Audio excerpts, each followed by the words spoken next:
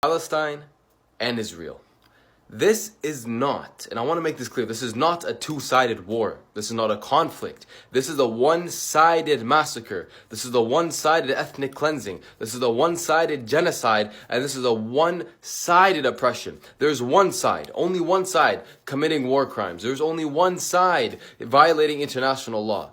There's only one side committing a genocide and ethnically cleansing another people. That side is Israel. They are massacring and murdering innocent men, women, and children, imprisoning them and taking them from their homes. What is difficult to understand about that? Influencers, what's difficult to understand? Bring me any evidence other than this. Because Hamas does not represent Palestinian people, and the innocent civilians are the ones suffering. If you look at the casualties for the Palestinians and for the Israelis, the numbers are astronomically different.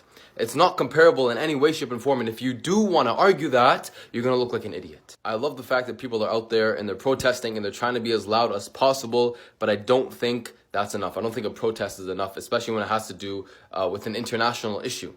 What needs to happen is a full political, economical, societal, and international intervention.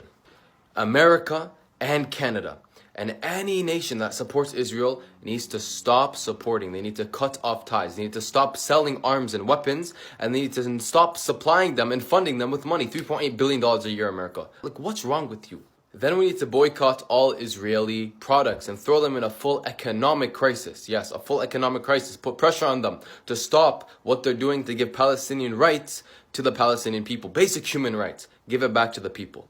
And if that doesn't make a difference, if that somehow doesn't help, we need a full international intervention. We need a military intervention, and we need to go and intervene and put an end to it like we did during World War II. Yes, like we did during World War II, and like we did during the Rohingya genocide, which took forever to admit was a genocide, and we're doing the same thing again. So we need to push the politicians, Joe Biden, we need to push Justin Trudeau, the president, the prime minister, and all the MPs and all the members of parliament and all the politicians we can get our hands on, not physically, intellectually. Don't take that out of context. And we need to push them to do something about it and to be so loud that they cannot ignore us. Free Palestine.